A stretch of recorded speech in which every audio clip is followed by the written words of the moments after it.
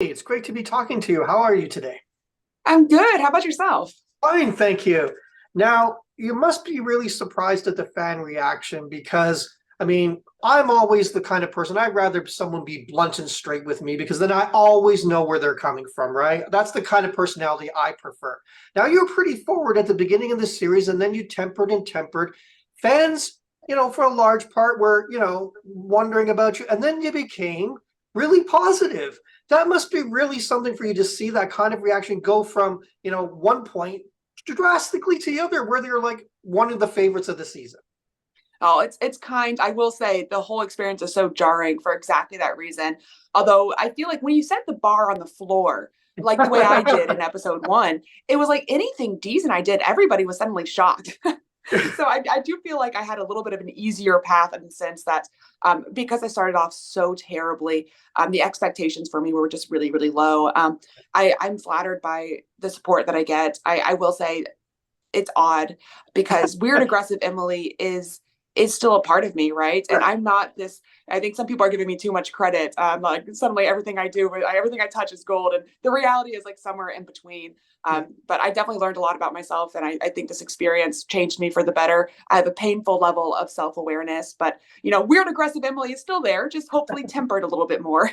Well, it seems like you may be different people, but it seems like when I spoke to Bruce, his journey was kind of the same. He watched it back on TV and he saw it was almost like looking, it's hard for us to all look in the mirror and see what's reflected back to us a lot of the time. And it seems like your journeys are kind of parallel in that he had a lot of insight into himself and he has changed as well.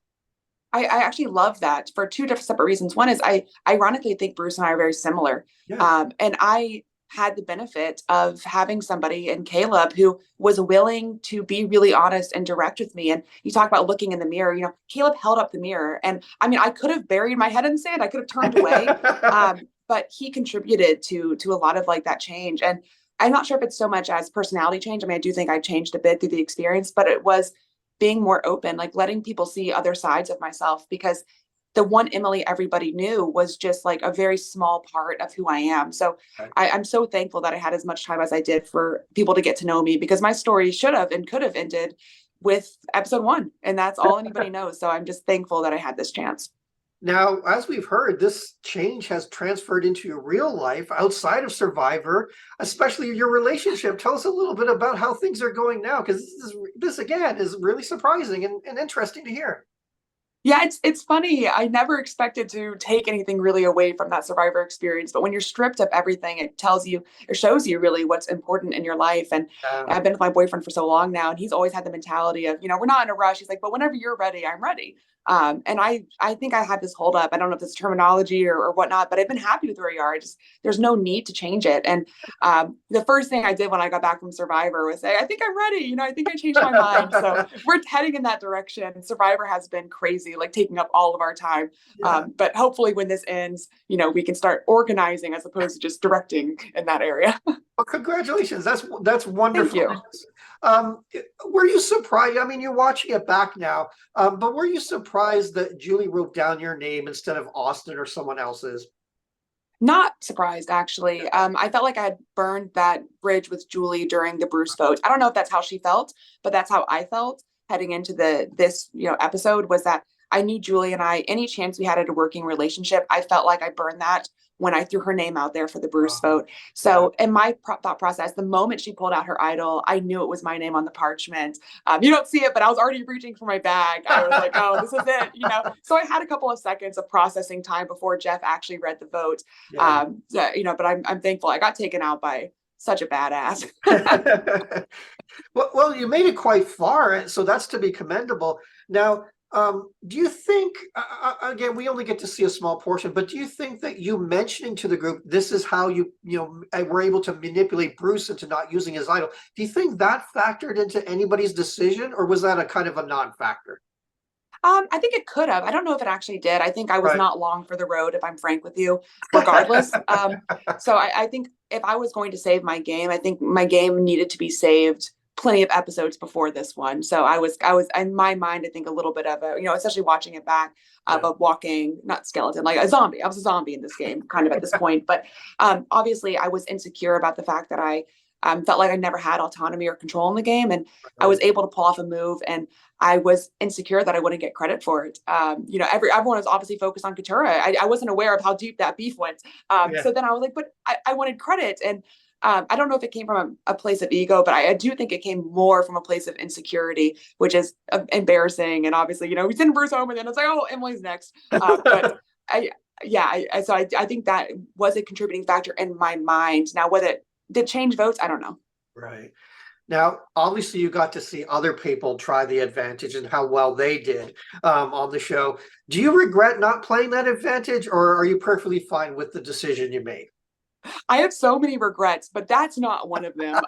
You could have left me out there of that puzzle all day, Yeah. every day. I mean, even today, I cannot solve it, and I've seen people solve it. So I don't think I was ever actually going to have a chance to complete that puzzle. I Yeah. knew I needed my vote because I figured Julie and I were coming for each other. If it was a different puzzle, maybe it would have been different, but that one in particular, no. Now, you talked about, how you played through the entire season. I mean, you were on Lulu. Lulu what happened to Lulu is what happened to Lulu, but you were playing from underneath the entire game, basically. How was it like doing that, and how did you evolve your game? Because that must have been very difficult when you're playing from behind the eight ball, for the entire game. Nothing seems to go in your favor. Yeah, I will say this. I mean, let's not pretend like I wasn't a contributing factor for why Lulu was such a mess. Like I almost single-handedly, tanked that tribe. So as much as I want to be like, well, look what I came out of. I could have come out of something better if I played better. So really, I feel bad for really ruining the game of other decent Lulu player members. Or Lulu member players. But either way, yeah, you're right. Navigating from the bottom is kind of tricky.